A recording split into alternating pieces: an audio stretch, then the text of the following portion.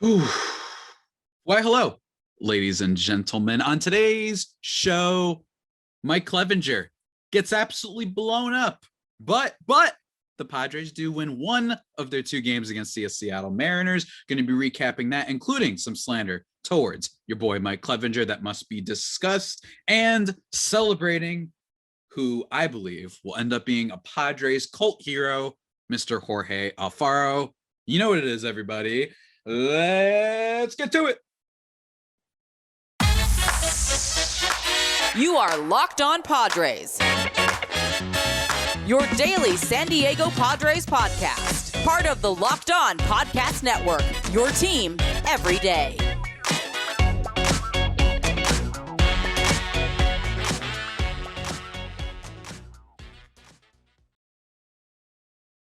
Greetings, ladies and gentlemen, and welcome to another edition of the Locked On Padres podcast, which is part of the Locked On Podcast Network, your team every day for Thursday, September 15th.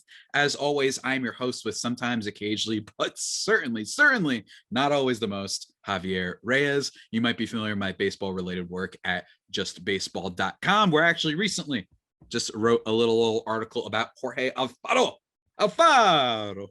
I wrote about him. You guys can go check that out. We're going to be talking about that towards the end of today's episode. You can follow me on Twitter at Javipeno, JAVIIPENO, and at LO_Padres. If you want live updates and reactions to the games and whatnot, you want only Padres stuff, I got you covered there, man. I got you covered. It's what we do out here. And on today's show, guys, like I said, we're going to be talking about Jorge Alfaro a little bit later, doing a little bit of a tribute to the lad. A little bit of tribute to who I believe will be a Padres cult hero. I think another example is Will Venable, right? That's a little bit of a Padres cult hero. Chase Headley is like a tier above cult hero for me because Chase Headley was just a pretty good player overall for the Yankees as well when he got moved there. So like he's just solid overall. So I don't know if he was there. And also he was just objectively like a near MVP for the Padres, right? But, maybe like a Tyson Ross, maybe a Derek Norris, maybe a little bit. Solarte, that's a good Padres cult hero right there. Hervé Solarte, that's a good one right there. But you guys get the point. We're also going to be, of course, recapping this Mariners series that gave us plenty to talk about, at least in my opinion. Not necessarily the most exciting games of the world. The Padres only scored a grand total of 3 runs in both games, 2 in the first one and 1 in the second. Let's talk about the second one, which happened yesterday. Let's talk about the bad stuff. You guys know I'd like to get rid of the bad stuff first.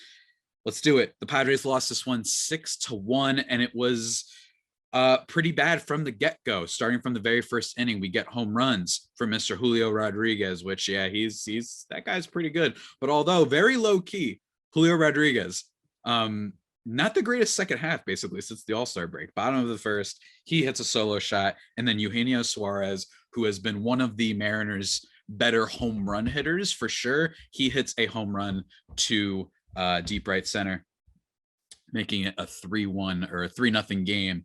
And it's interesting because with Suarez, everyone would think, maybe if you haven't been paying attention as much this year, that Jesse Winker was the big centerpiece that they acquired in the trade. It actually hasn't been. Jesse Winker has not been very good this year. His most notable contribution as a Mariner has been that fight that ensued between them and the Angels. That was wild. And the Mariners were clearly in the right there, don't get me wrong, but that's kind of the only memorable thing. Suarez is just a super home run hitter. But even still, bottom line is this, another poor start from Mike Clevinger. And you needed Mike Clevinger to show something in this game because for the Mariners, it was Luis Castillo pitching. He goes 6 innings, doesn't allow a single run. He strikes out 9. Not super mad about that because Luis Castillo is pretty good. And I think the Padres have struggled against him a couple times in the past, so it doesn't really shock me there. But Mike Clevinger, 6 earned runs on 7 hits over 5 innings, walking 2, striking out 2. His ERA on the season is 4.47 with a whip of 1.22. So we've been talking a lot about Sean Manaea for a while now, and rightfully so, because Sean Manaea has been among some of the worst starters in baseball. He's been pretty bad. But I want to give you Mike Clevinger's numbers from a very specific point. And that point is ever since he called out Fernando Tatis Jr. for rightfully calling him out for the sort of, how do I put this? the disaster with Fernando Tatis Jr. getting suspended for the rest of the year. Let me see if I could pull up those quotes real quick. This is the second time we've been disappointed with him. You hope he grows up and learns from this and learns that it's about more than just him right now. That was one part of his quote. When he's on the field, I know this is Preller now speaking, but it's just, I'm not going to read the rest of the comments made by everybody, but I talked about a week ago how I didn't really like, the more I thought about it, it hasn't sat well with me, how almost lack of self-awareness Mike Clevinger had in speaking out about Tatis. Now, don't get me wrong, Mike Clevinger could be very well right. I'm not inside the locker room.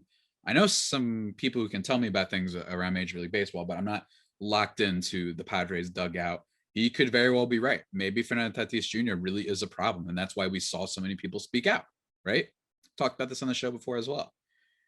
But I do think that the more I think about it, the more it does rub me the wrong way that Clevinger, who went out to a club to break protocol in the middle of a pandemic, that I don't know where he's getting off thinking that he can be the quote unquote voice of reason. You know what I mean? The figure who's allowed to make comments like this. Doesn't annoy me a lot, but it's just a little bit of a thing that rubs me the wrong way the more I think about it. Ever since he's called out Fernando Tatis Jr., Mike Clevinger's numbers. Oh, yeah. They're not great, folks. No. Not great. That was August 12th. And now after yesterday, September 14th. Let's take a look real quick, ladies and gentlemen. He's got a 6.15 ERA and a 7.12 FIP. 2.41 home run per nine, which I know can be inflated a little bit. But check this out on for size. His strikeout to walk percentage. He's striking out only 13.9% of batters, and he's walking 9.9% of batters. That gives him a strikeout to walk ratio of 4%. That is the worst qualified mark in all of baseball over this stretch. Yeah. It's quite bad. Oh, and also the FIP, the 7.12 FIP, I believe I said. That's the worst as well in all of baseball. Not getting unlucky. This is bad. And I think we haven't talked about it enough. Mike Clevinger has been really poor. I knew that we saw a lack of super strikeouts, even when he was doing well when he first came back. But one of the things I thought would happen is that hopefully Mike Clevinger could be one of those pitchers that is just going to need some time to ramp up and get back to what he was before, because he was an objectively great starting pitcher for the Guardians pre-Padres trade. Like, he had a lot of good seasons, some of the best out there, right? Like in terms of ERA, in terms of not allowing super hard contact, all that stuff, right? He was a good pitcher. I thought that he might be able to return to that form later in the season. And clearly, as evidenced by some of those numbers that I just mentioned to you guys, he's getting worse. So yeah, Mike Clevinger, I know that Sean Manaea is truly the worst one, but the Clevinger fallback, I think, is only being not slandered as much because of the fact that we know he's coming off of that Tommy John surgery twice. So were expectations already low for him in the first place? Maybe. But the worst in baseball over that stretch? That's different. You're telling me you can't be better than Zach Davies? Yeah, that's what we're talking. Dane Dunning, Chris Bubich, Kansas City Royals prospect that doesn't turn out all that great. By the way, Joe Musgrove is the sixth worst over that stretch. Should be brought up that Musgrove really has been quite bad too. Jose Urena, Mike Minor, Patrick Corbin. These aren't very good pitchers, ladies and gentlemen. So Mike Clevinger, hopefully over this last couple weeks of the season, can show us something. That way we actually feel like there is a third guy in the rotation that you feel great about behind Yu Darvish, Joe Musgrove, Blake Snell, or that would be fourth guy. And Joe Musgrove, yeah, I know we're not feeling great about him either, but I still think that you have to kind of trust that he's going to get back to it. Mike Clevinger has not been good whatsoever, folks. That's all there is to talk about that game. But enough of the sour grapes, ladies and gentlemen. Let's keep it moving. But before we keep it moving, actually, let me just quickly tell you, betonline.net, it is your number one source for all your pro and college football betting needs and sports info this season. Maybe you want to check out the odds, the old money line. If you want to see what's going on in tonight's Chargers Chiefs game, maybe you want to see what's going on with the double Monday nighters we got coming up. I know the Eagles are playing. I know we got a Bills game. Oh man, I love football. But yeah, guys, if you want to find all the latest developments for not just the NFL and college football, but baseball, basketball, futures, whatever, boxing, golf, MMA, whatever you want, they've got you covered. Head to the website today or use your mobile device to learn more about the trends and action. Bet online, where the game starts. Woo! All right, let's keep moving, folks. Let's talk about Wednesday's game. Wednesday's game was not Wednesday's game. Tuesday's game was very delightful. The Padres won this one by a score of 2-0. And it featured yet again, Yu Darvish stepping up big. And if there's a theme, aside from me destroying Mike Clevinger a little bit beforehand, if there's a theme that I want everyone to take away from this episode, it is that Yu Darvish is the epitome of why name value matters, right? This is a guy that a lot of people, including even myself to an extent, wrote off after last year. And in fairness, there was good reason for this. Number one, the age. And number two, the whole sticky stuff thing. A lot of players that got worse after the sticky stuff ban. Hey, go ask Garrett Cole how he's been doing. There are players that have struggled. So we thought, oh man, especially those two combining factors, did the Padres trade for a guy who's just a little bit too expensive, right? I, at one point, said I might rather have, I said might, in fairness to myself, I might rather have Eric Lauer and the extra space of money, and then the assets they gave up for Darvish, just assets, over just having only Yu Darvish. I did make that, I did posit the question at one point. Look, guys, even an immortal being like myself gets things wrong every now and then. And Yu Darvish is a reminder of why, yes, don't get me wrong, everyone knows that person in your fantasy draft that goes out and drafts the guy who's a little bit more name value than real value, right? You're just, when Tim Lincecum was getting taken at the end of drafts for like 3 years, right? Because everyone just knew him. It was great value. Sometimes you do get fooled by that stuff.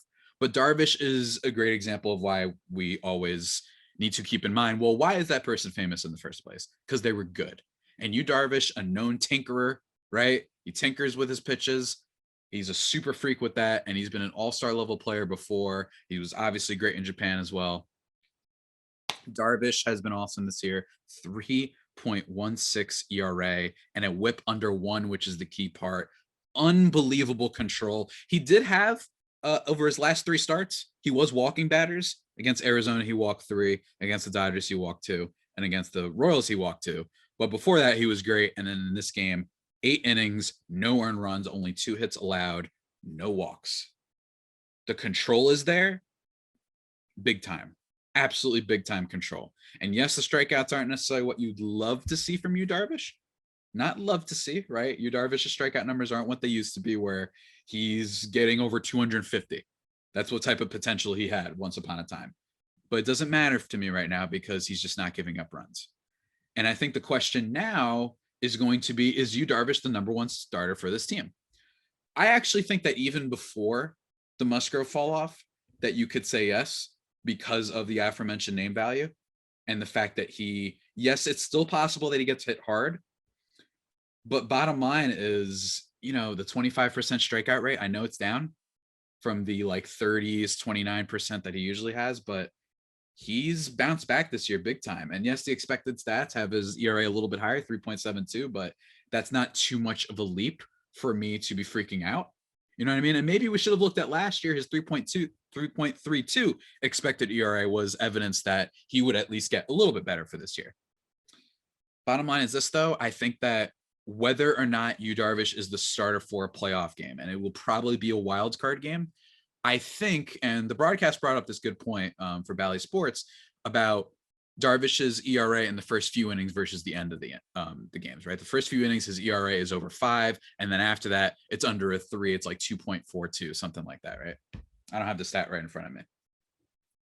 So I do wonder, in a wild card game, is it possible that, let's say, Musgrove starts figuring out he looks like old Musgrove again, Blake Snell bounces back. He's Blake Snell's been good, but he bounces back and he finishes off the season strong. Is it possible they maybe decide, well, in a wild card game, maybe we don't have time to afford the potential Yu Darvish, the first inning, he gives up 3 runs, right? Like, maybe that's a thing that Padres brass might be thinking about and considering.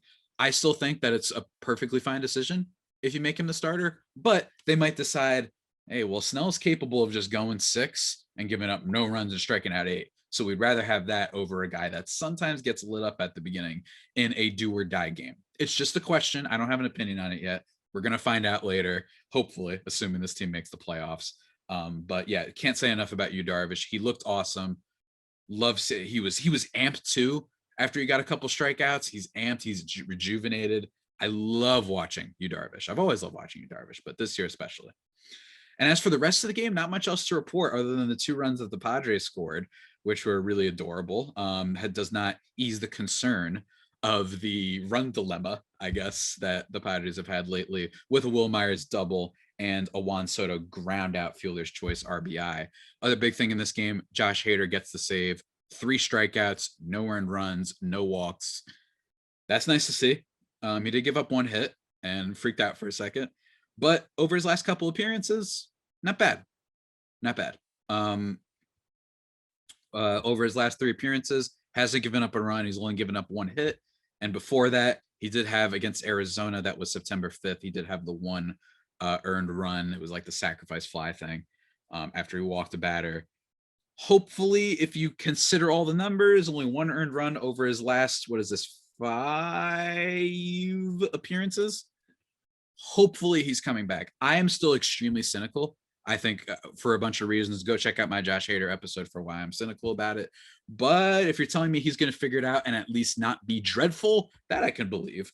But I do genuinely believe that they traded Josh Hader probably at the right time. Maybe next year, after an offseason of tinkering and figuring things out, he'll be back to being Josh Hader for next year for the Padres. But for now, I just still don't trust the guy. I need more. But at least maybe I won't fault you if you're starting to get a little bit of hope that Josh Hader might be back, even if, albeit just to a small extent. So yeah, that's basically it for the series. Not a lot happened in this one. Got a great Yu Darvish start, bad Mike Clevinger start. Nice to see Josh Hader have a nice little save. And then you had Jorge Alfaro be the only one that drove in a run in the second game, the 6-1 game that they lost. And that leads us to our next thing, guys. Let's talk a little bit about Jorge Alfaro. My dude. I wrote recently for justbaseball.com, and you can check out in the description of the pod or the video, the article that I wrote. And I basically just did a tribute to the guy for being a cult hero. As I mentioned at the top of the pod, cult heroes are very different than just these objective great players, right? I think Ha-Seong Kim might be a player that reaches that cult status. But I will say, Ha-Seong Kim, not much of like a meme. We just genuinely love the guy, and he really is pretty good. Probably going to finish with an above 3 WAR season because of the defense and his okay at batting skills, right? That's probably going to happen. With Jorge Alfaro, what needs to be mentioned for why I love Jorge Alfaro so much is that he's not a great player, right? Like, he's not. Among like the 30 catchers who have had like 250 appearances at the plate, he's like 22nd in WAR. Not very good. He strikes out the most of any of those 30 catchers. And it's not like he has great defense. That's not great. It's actually funny that Austin Nola has been much worse than him when it comes to a bunch of different things. But freak athlete, and most importantly, the game-winning hits. The game-winning hits. And I just love that I published this article yesterday. And that happens to be when Jorge Alfaro gets the only RBI for the team, right? I think that Alfaro is just a reminder of how you're allowed to like players who aren't that great and just appreciate them for what they are sometimes, and just enjoy the sport and why we fall in love with this in the beginning, right?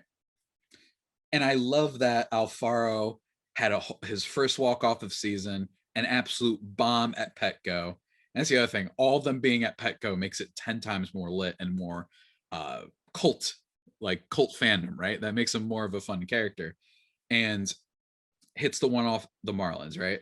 And with the Marlins, let's point out, the Marlins weren't wrong to get rid of Jorge Alfaro. He's still not that great of a player. It's just that it's really funny seeing them just throw a donut down the middle and then he absolutely eats it. Must have felt good against his former team. Alfaro has had one good season before when he was with the Philadelphia Phillies, where he had like a WAR of 3.2. That was pretty good, F4 at least. But for the most part, this is a guy who has the highest swinging strike percentage in the history of baseball.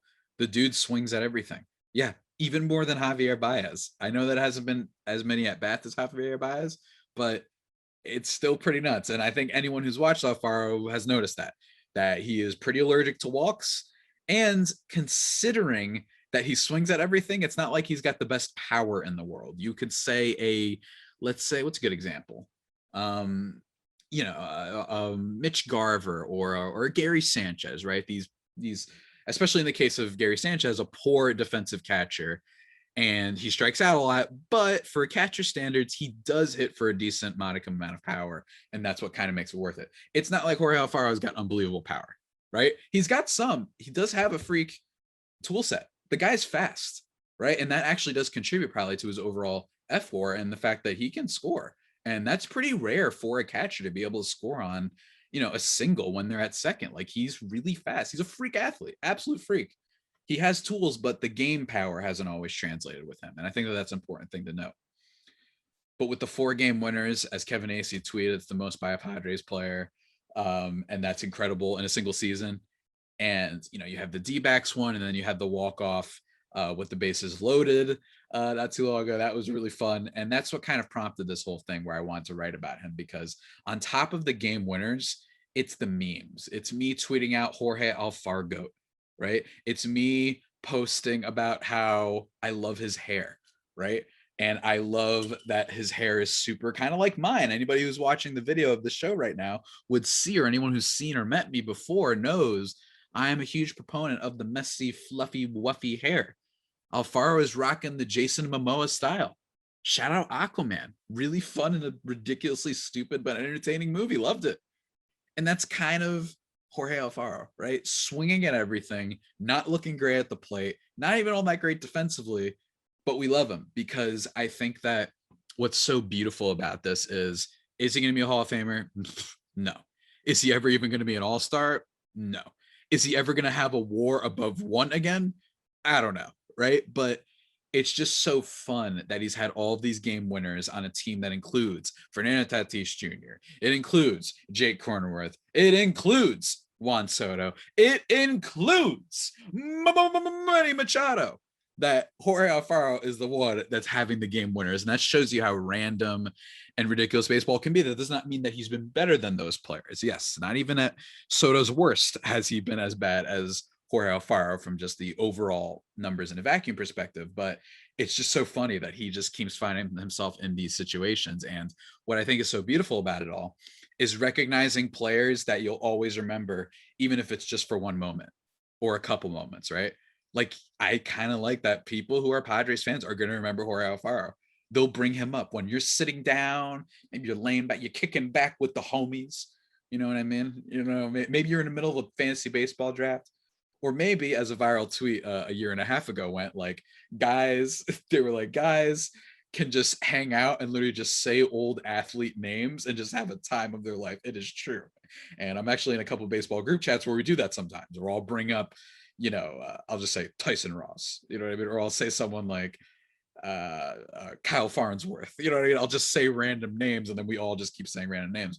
Alfaro is going to be one of those guys, I think, for Padres fans that they remember a little bit. And they're like, yeah, the hair and the walk-offs and the fact that he's this failed sort of prospect in a lot of ways that was just a total bust. The Marlins were playing him in left field because, in fairness, the Marlins don't know what the heck they're doing at all times of the year and all times of the decade. They've been clueless, so that was ridiculous. But you take all that to account, and that every time he's had the game winners, he says, let's bleeping go San Diego. It's so funny because the team, you literally see them on the steps, like waiting for him to say it. It's so funny that he keeps saying it and like no one stops him. Like, I just, you know what I mean? Like, I find that so amazing about Jorge Alfaro. The only thing about Jorge Alfaro that does deserve criticism is the fact that his success to a very small level has not, it has prevented Luis Campusano, who is currently the Padres' #1 prospect because they traded everybody under the sun for Juan Soto, obviously, that he hasn't had enough of an opportunity. And Luis Campusano, by catcher standards, in AAA, by the way, this isn't a guy who was in single A or low A or double A, whatever, and did it for half a year. This is like, you know what I mean? Like, they called up CJ Abrams, and don't get me wrong, CJ Abrams' talent is through the roof. Everybody knows that. But they're willing to do it with him. Luis Campusano, he's just, I mean, do I have to bring up the numbers? Do I? I think I do, right? In AAA. For AAA El Paso this year, Luis Campusano has been genuinely pretty great. And here's the thing. It's for a catcher. And I will say this one thing about Jorge Alfaro. I think you could say that objectively speaking, not great defense, not great power, everything that I mentioned. I will say if he's your #2 catcher, I actually think he's been pretty okay for the Padres this year, if you look at him that way, as basically the #2 catcher. But now he's basically the #1 because Austin Nola, not Aaron, his brother, who's killing it, by the way, low-key for the Phillies, that he has a negative F4, right? Like, he's been really bad.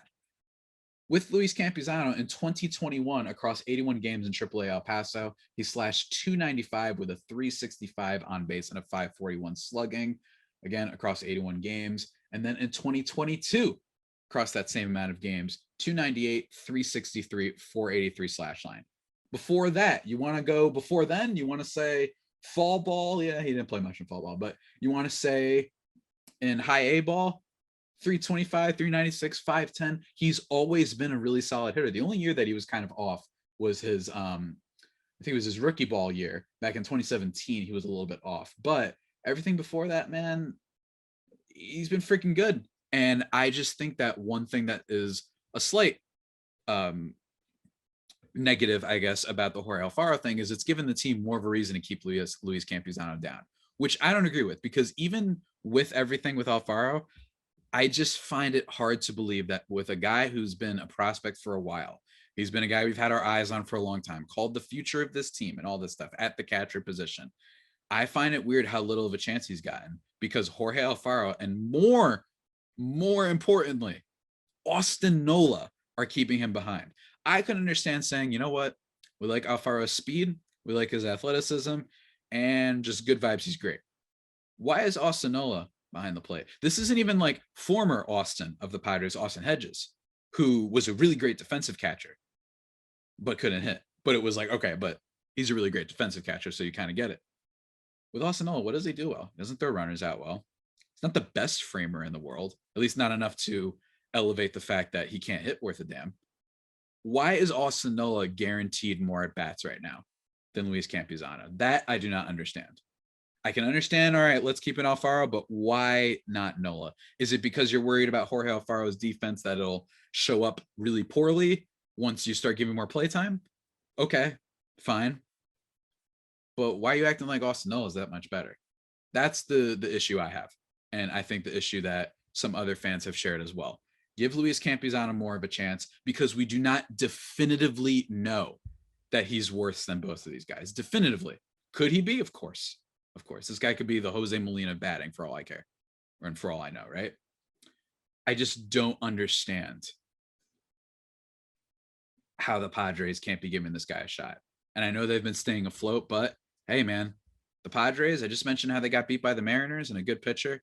They haven't been very good against teams above 500 this year. It's kind of been the opposite of last year, where for a lot of last year, they were good. They were beating the Dodgers. They swept the Dodgers at one point. I still remember Jake Cronenworth going, after they turned the double play to sweep the Dodgers during the regular season. But this year, they have, just to double check, the 17th best record against teams over 500, 23-34 this year. It's not very good. Not very good at all. Obviously, their record against the poor teams has been pretty good at 55-31, which is one of the, let's see, I believe that's one of the best records. Let me see if I can get it really quickly, ladies and gentlemen, if my computer cooperates with me. 57, 50. I can't, Baseball Reference, why can't you simply organize the way I want? Is that so hard? to organize Baseball Reference. What are you doing? I am so mad right now. God dang it. I don't get it. But bottom line is the Padres have been able to, they're like 11th in against teams, it looks like, with a above 500 record or below 500 record. So the Padres need to play better. I don't understand why Luis Campusano isn't getting more playing time, but at least we have Jorge Alfaro to remember. Go check out the article if you want to see some funny memes and jokes that I made as well. Trust me, I am hilarious. Not necessarily, but hopefully you guys enjoyed today's episode. Hopefully tomorrow's episode going to be out, going to probably be a little bit later because I think I have to go to bed a little bit early tonight. I got like 1 hour of sleep. I'm sorry, guys. So I'm going to have to post that episode a little bit later tomorrow. I will recap tonight's game as well as talk about what I've been wanting to talk about for a while is just Padres players that they've traded for that are regressing unbelievably. Not like, yeah, he's been a bit down, but more like, yeah, he can't do anything. Like these players are useless now, right? Like that's the level of luck the Padres have had, or not luck, or maybe it is just totally their fault and it's a management thing. I don't know, guys. We're going to be talking about all of that on tomorrow's episode. But with that all being said, that about does it for today's edition of the Locked On Padres podcast, the only pod that may be better than the Padres themselves. Remember to subscribe to the podcast wherever you get your podcasts from. Follow me on Twitter at Javapeno, JAVIIPENO, at LO_Padres. Locked On Padres on YouTube to see whatever shirt I'm rocking. One of my favorites too. Love this shirt. Shout out to all my Studio Ghibli homies out there. And until next time, stay safe and of course, stay faithful. My Friar Faithful homies, take care.